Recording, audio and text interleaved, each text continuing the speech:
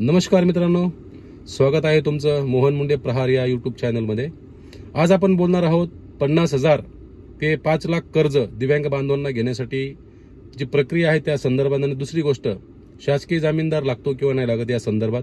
तर मित्रांनो, तुम्ही जर नवीन असाल तर आपल्या यूट्यूब चॅनलला नक्की एक सबस्क्राइब करा आणि हा व्हिडिओला लाईक आणि शेअर नक्की करा मित्रांनो। तर चला आपण सुरुवात करूया।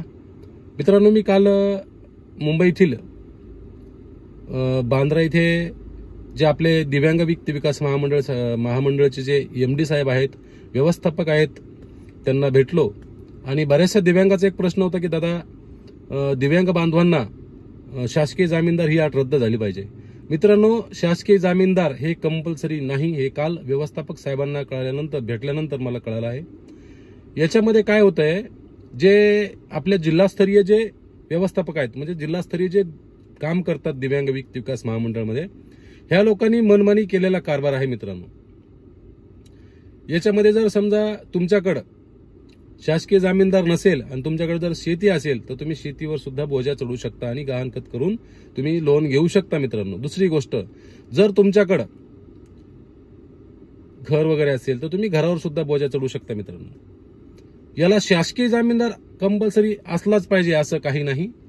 ही सर्व माहिती मी घेऊन काल एमडी साहेबांसोबत एक अर्धा तास बसलो आणि त्यांनी हे सर्व गोष्टी मला काल सांगितल्या। आमच्या इथे एका व्यक्तीने तर भरपूर काही कुटाणा केला, त्या संदर्भात सुद्धा आम्ही एमडी साहेबांना बोललो, त्याला तात्काळ चांगल्या प्रकारात एमडी साहेबांनी सुनावलं आहे। आणि दुसरी गोष्ट म्हणजे त्यानंतर एक अति महत्वाची गोष्ट मला तुम्हाला सांगायची आहे, ती म्हणजे 1 ते 2 महिन्यामध्ये दिव्यांग व्यक्ती विकास महामंडळाचा सर्व कारभार हा ऑनलाईन होणार आहे। आणि जेवढ्या दिव्यांगाच्या योजना आहेत त्या संदर्भात मी काल मित्तल टावर इथे गेलो होतो।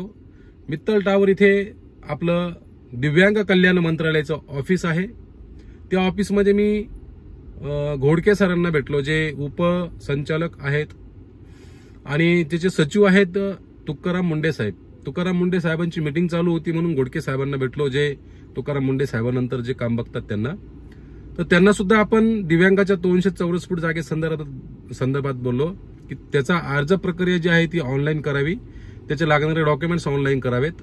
त्यानंतर आपण राशन कार्डचा विषय त्यांच्यापर्यंत मांडला। तर राशन कार्डमध्ये सुद्धा आता तुम्ही बसल्या दिव्यांगाची राशन कार्ड अंत्योदयमध्ये ऑनलाईन टाकू शकतात, तुम्हाला तहसीलला जाण्याची गरज नाही। हे सुद्धा तुम्हाला येत्या 15 ते 20 दिवसामध्ये अपडेट होईल, असे सर्व आश्वासन मला घोडके साहेबांना दिले आहेत। त्यानंतर मित्रांनो, दिव्यांग व्यक्ती विकास महामंडळाचं जर तुम्हाला कर्ज घ्यायचं असेल तर 50,000 पासून तर 5 लाखापर्यंत आपल्याला जे कर्ज दिलं जातं, त्या कर्जाला तुम्हाला जर तुमच्याकडे शेती असेल तर तुम्हाला शासकीय जामीनदारची गरज नाही। एक शासकीय जामीनदार आणि दुसरा नॉर्मल एक जामीनदार, अशी तुम्हाला 8 आहे। आणि ही सर्व माहिती काल मी एमडी साहेबांकडून घेतली। त्यामुळं तुमची जर कोणी दिशाभूल करत असेल, जर तुम्हाला कोणी फसवणूक करत असेल तुमची, आणि जर तुमचा जिल्हा व्यवस्थापक म्हणत असेल नाही हे कंपल्सरीच आहे, तर हे सरासर चुकीचं आहे।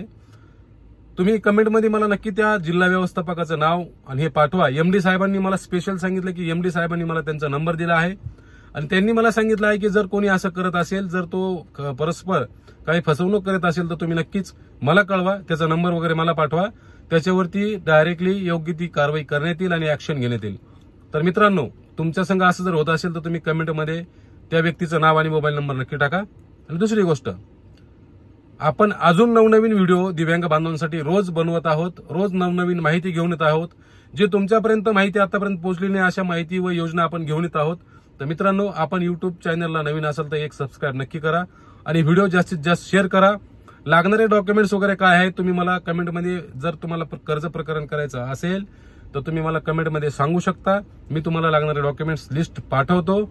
आणि 50,000 ते 5 लाखापर्यंत हे कर्ज मिळत आहे, याचा व्याजदर वगैरे काय आहे सगळं ऑनलाईन उपलब्ध आहे।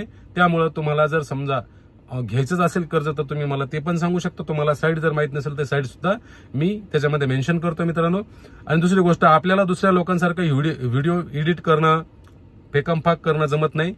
जसं आहे तसं बोलायचं आणि तसंच अपलोड करायचं आपल्याला जमतंय। त्यामुळं मी जास्त व्हिडिओ एडिट करत नाही आणि एडिट करणं वगैरे त्याच्यामध्ये काही फ्रॉड होतो, त्याच्यामुळे मी करत नाही। तर मित्रांनो, तुम्हाला जर हा व्हिडिओ आवडला असेल तर शेअर मात्र तुम्ही दिव्यांग बांधवांच्या ग्रुपपर्यंत पाठवा। आणि जर तुम्ही दिव्यांग नसाल तर तुम्ही तरी सुद्धा हा व्हिडिओ दिव्यांग बांधवांपर्यंत शेअर करा मित्रांनो। आपला किमती वेळ तुम्ही माझा व्हिडिओ बघवण्यात दिला त्याबद्दल मी तुमचे सर्वांचे आभार व्यक्त करतो. धन्यवाद. जय हिंद, जय महाराष्ट्र, जय भारत.